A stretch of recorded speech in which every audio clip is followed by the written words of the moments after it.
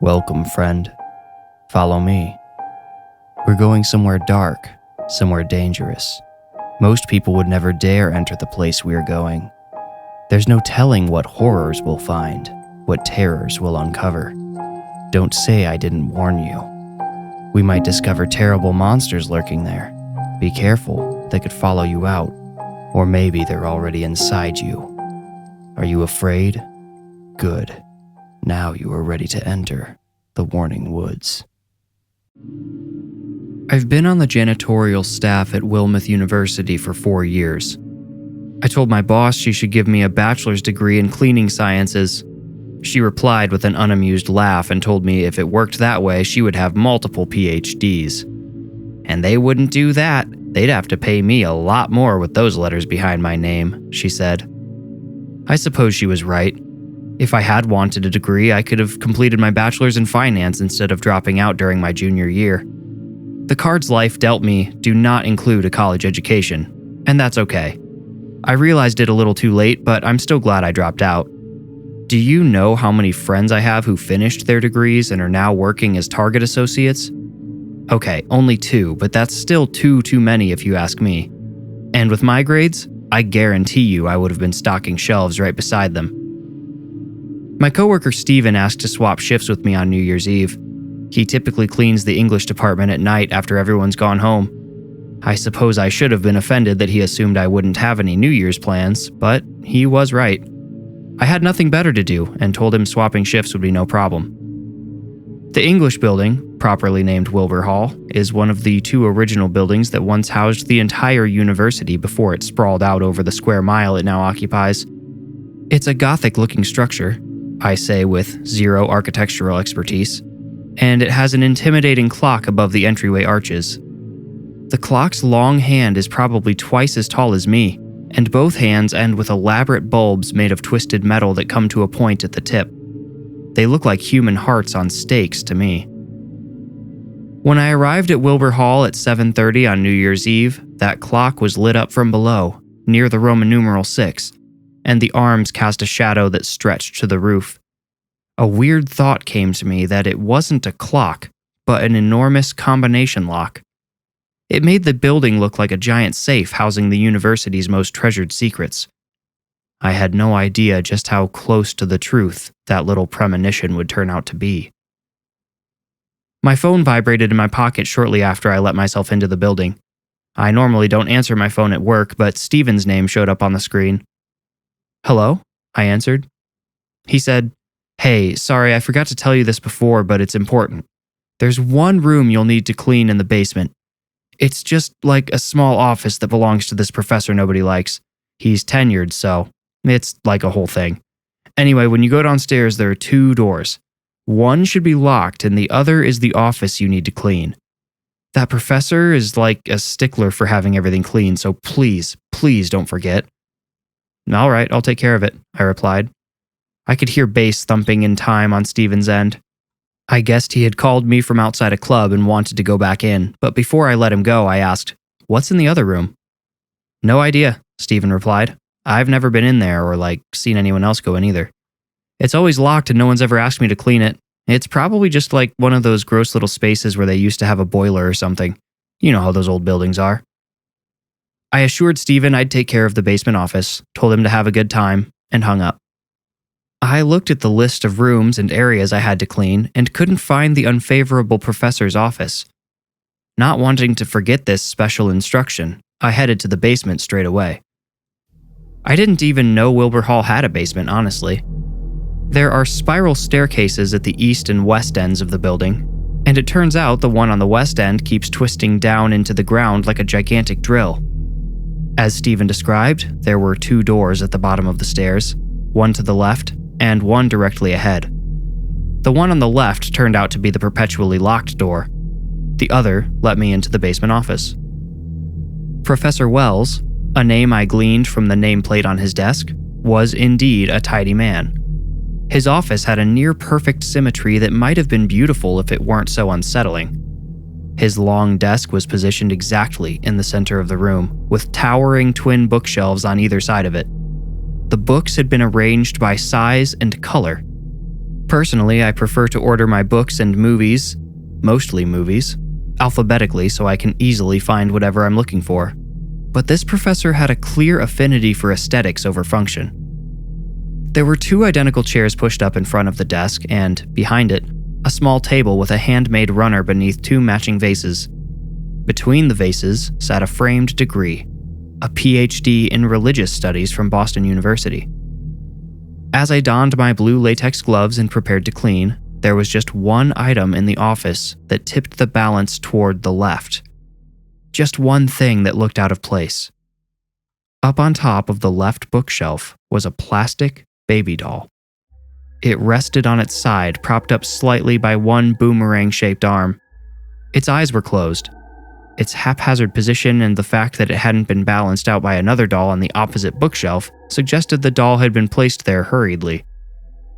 I spritzed a rag with the dust-repelling cleaning solution I had brought down the stairs with me and got to work. Fortunately, Professor Wells wasn't much of a decorator. Most of the professors lined their desks with personal trinkets and collectibles that gathered dust on and beneath themselves. Wells didn't even have a photo of his family on his desk. I had just lifted a blank notepad to wipe beneath it when something struck my back and fell to the floor behind me. Surprised, I spun around, drawing back a fist as I twisted. The baby doll lay on the ground next to me. Its eyes were open now. Rather than staring straight up at the ceiling, the tiny glass marbles that represented the eyes had both rotated towards me. If it hadn't been for this disturbing detail, I might have realized that in that position, laying flat on its back, the doll's eyelids should have lolled shut. I shuddered. You might think you would have left that doll on the floor and maybe run out of the room saying screw it, but I'm willing to bet you would have actually done exactly what I did. Pick the doll up and put it back on the shelf. After all, dolls aren't alive. No matter how many creepy killer dolls you've seen in movies, you know they only exist in fiction, right? So yes, I put the doll back on the shelf and resumed my job. I finished the desk and one bookshelf before acknowledging the signals from my bladder urging me to take a quick break. Whistling the tune to Blind Melon's No Rain, I went back up the spiral stairs and found the closest bathroom. It was denoted for women, but as the only human being in the building, I didn't think I would bother anyone by borrowing it for a minute. I went into the first stall, shut the door, and for some reason, I locked it. I guess the doll's staring eyes had bothered me more than I realized at the time. The university's climate initiative had required the bathroom lights be hooked up to a motion sensor. This seems like a fine idea on the surface, but whoever set the timer in the girls' bathroom was a little overzealous. I might have gotten out before the light shut off had I utilized my fly and stood, but out of respect for the ladies, I had sat down to pee. Having to unbuckle my belt, etc., had made the deed take long enough for the lights to flicker out above me. I waved an arm over my head to turn them back on, but the sensor couldn't see me over the stall. "Sucks to be you, girls," I said aloud. My voice rang in the echoey bathroom. As if in response to my voice, the lights flickered back on. I shivered at the ghostly tickle that ran up my neck as my hair stood on end. I knew my voice couldn't have triggered the lights. Something outside of the stall had. Something that could move. "Hello?" I called out. A baby's voice answered. It didn't sound natural, just the same coo 3 times. Each repetition cut short at the end. A bad recording on loop. I yanked my pants up in a hurry and pressed my eye to the crack between the stall door and its frame. I knew what I would see there before I looked, though. The doll. The baby doll from Professor Wells' basement office, the one that had fallen on the floor on its own. The one that should have still been down there at the bottom of that corkscrew staircase. "Who's there? This isn't funny," I shouted. The lights went out again. The bathroom retained an ambient glow for a split second after the bulbs went dark, like an impression left on your retina when a camera flashes. For only a fraction of a second, I saw the outline of a large figure standing behind where the doll sat on the floor. But then everything went black. I jumped to reactivate the lights. The sensor caught my upraised arms over the stall, and with a muted click, the light returned. The doll was gone. Part of me felt relieved, but it was quickly being shoved aside by the anxiety expanding outward from my stomach. I opened the stall and stepped into the empty bathroom. The row of dry sinks seemed to watch me as if they knew something I didn't. I didn't know what to do next. I still had to finish the job. Not my job, Steven's job. If it had been my job, I probably would have gotten out and begged for forgiveness from my boss the next day. But it was Steven's job, and he had specifically asked me to make sure I cleaned Wells's office. I mustered up some confidence and walked out of the bathroom. After all, dolls aren't alive, right? I swear to God, if you try to scare me again, I'll punch you all the way down the hall, I said boisterously as I returned to the basement stairs. The still silence that answered the echoes of my threat felt sinister. I looked over my shoulder and took my first step down the stairs. The next step came easier. The further I descended, the more comfortable I became. The basement was a small area, a fraction of the size of the hall upstairs, and the close quarters made it far less likely that something could be creeping around without me seeing it. As soon as I stepped off the staircase, something above me made a dull, metallic sound. I looked straight up through the staircase. The sound repeated, and this time I saw, through the stairs, something small and white fall from one step down to another. Again it repeated. I backed away from the stairs slowly, edging towards the office door. I positioned myself behind the door so that once whatever was coming down the stairs appeared, I could shut it out. When it was halfway down, I finally got a clear look at it. I'm sure you've already guessed what it was. The baby doll was toppling head over heels down one step at a time like a slinky. It stopped on its stuffed rear end on a step at eye level with me. Its glassy eyes bore into mine, and a recorded cry started playing from its voice box. I slammed the office door shut and locked it. I clenched my eyes shut, shook my head, and opened them again. I knew I wasn't imagining the doll now, so I had to figure out how it was moving. I quickly determined that someone else must have been in the building with me. Someone with a desire to scare me.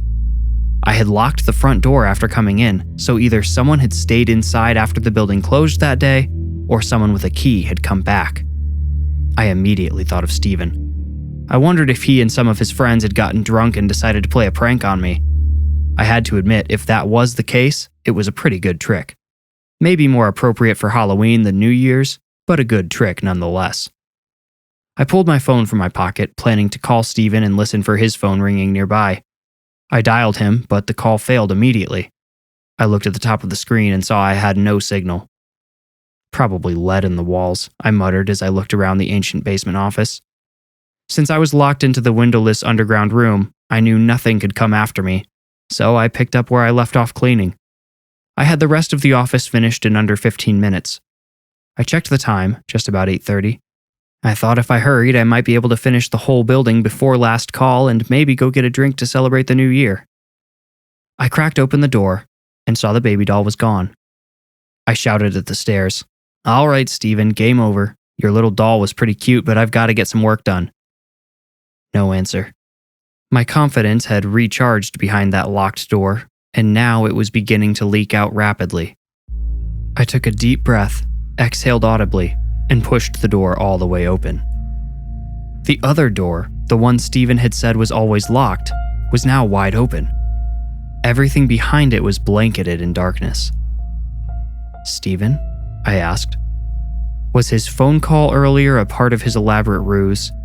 I realized making me clean the basement office was a great way to get me downstairs. Did Professor Wells even care if his office was cleaned? My phone still didn't have a signal, but the flashlight on it worked. I turned it on as I left Wells' office behind. With my phone held out in front of me, I stepped towards the open door to my right. My phone filled the room with white light and drew shadows on the brick walls. The walls were lined with heavy pipes that were damp and shiny with condensation. I thought Steven may have been right about the space being an old boiler room, but then I remembered Steven had likely been pulling my leg the whole time. I bet he knew exactly what was in that room when he called me. When I entered the room, I came face to face with another brick wall about 10 feet ahead. My light created a long shadow on the right side of the room where I had expected to see a corner, but the space continued deeper around the bend. I held my breath and listened for any sounds that might give the tricksters away. Breathing, rustling clothes, squeaking shoes. but I only heard a drop of water fall from one of the pipes onto the concrete floor. I thought about leaving rather than falling into the trap that had obviously been set for me, but decided that would only extend the childish game. I walked around the corner to the right saying, "All right, you can come out," but cut myself short when my phone illuminated another room around the bend. It felt like I had stepped through a portal from Wilbur Hall to Hogwarts. The dank chamber was lined with cases containing ancient-looking books with strange symbols on their covers, a knobbly wand-like stick, various rocks and crystals, a few hideous figurines, some type of bowl on a pedestal like a bird bath, and, perhaps most disturbing of all, a collection of blades all stained with fluids ranging in color from maroon to black. Much like Professor Wells's office, the hidden space had been arranged in perfect, neurotic symmetry. But one of the smaller cases sat opened and empty. Something had been removed from that case, leaving a ring of dust behind. A doll, maybe? I wondered how and why all of those objects were put in this secluded space. Most looked like they probably had some historical value, particularly the books. I'm sure they were quite valuable. I found a much newer-looking book resting on one of the cases and picked it up. I had to hold it open with one hand so I could hold my phone's light above the pages to read. It was a journal. Wells's journal. The page I had opened to read, "I have completed translation of a dozen pages from Ritus Mortuorum. There seems to be little validity to the Romanian scholar's claims." He went on to write about some ancient ritual that was supposed to preserve souls for the afterlife. I flipped through a few other pages to see if I could find anything interesting. I became so immersed in reading Wells's notes I forgot about the prank I thought was being played on me. Finally, I opened to the entry I hadn't yet admitted to myself I was looking for. It read, "After many attempts to provoke any spirit within, I now believe the doll is truly just a child's toy. Some electronic glitch must have caused the various anomalies reported by the parents. I've tried rituals from Venezuelan tradition, incantations from the Norse lands, and even a Catholic exorcism as a last resort. Not one of these has provoked any sort of reaction from the doll. It will remain locked in its case until I can properly dispose of it. I could simply throw it away, but must always accept the possibility that I am wrong."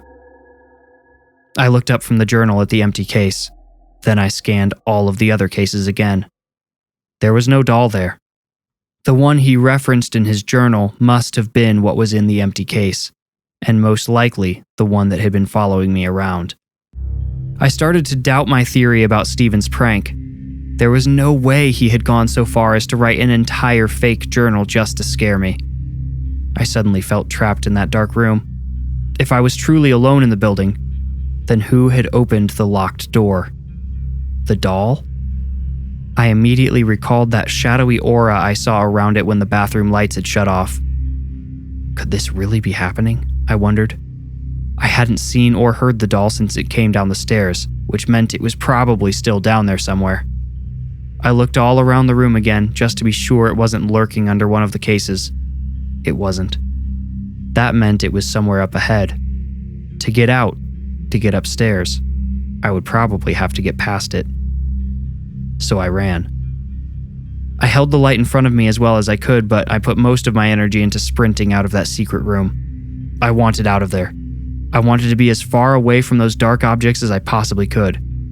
When I rounded the bend, the heavy door to the secret room was swinging shut. I made a primal noise from my gut and lunged for the door, shoving it open just before it closed. It slammed against the outer wall as I passed through it and darted towards the staircase. The door swung away from the wall, revealing the doll. It had been smashed against the wall when I pushed the door, and now it fell face first on the floor. The recorded cry came from it once more, but this time it was broken and distorted. It sounded more like a scream of hatred and rage. I pretended not to notice and started running up the stairs, taking two at a time. More than halfway up, well over 10 feet above the basement floor, something reached up through the stairs and caught my ankle. I tripped and almost went headfirst over the rail. Fortunately, I caught myself, but the stumble made me look down. I saw the doll laying where I'd left it, only now it had been torn open from the neck down.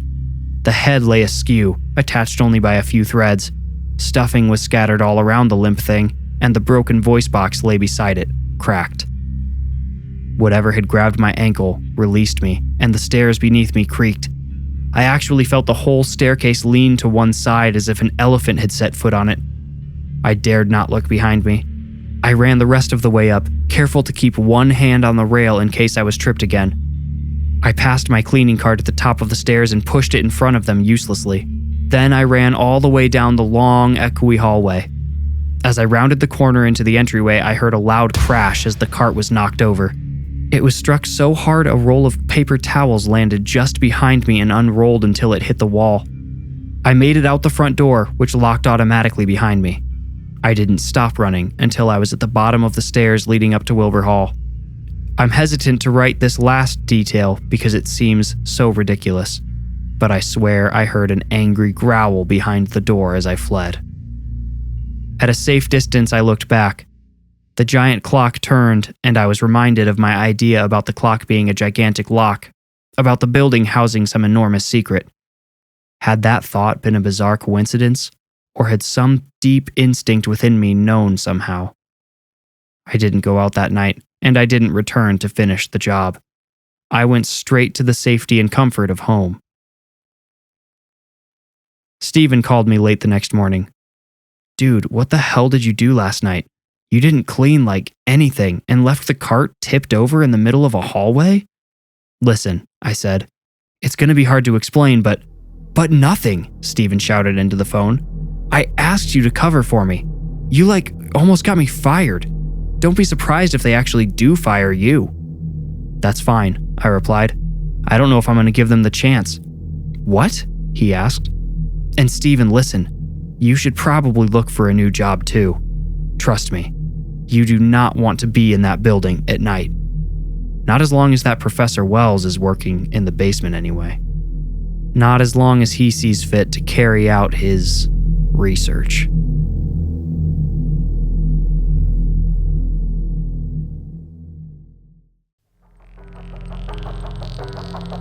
You made it out. Congratulations. If you enjoyed the story, please rate and review this podcast wherever you like to listen. Reviews are the best way to support the podcast and help it grow. You can also become a patron at patreon.com/thewarningwoods. If you want more creepy content, including the images that accompany each story, follow me on Instagram at @thewarningwoods. If you feel ready, meet me here next week for another journey into the Warning Woods. Thank you for listening.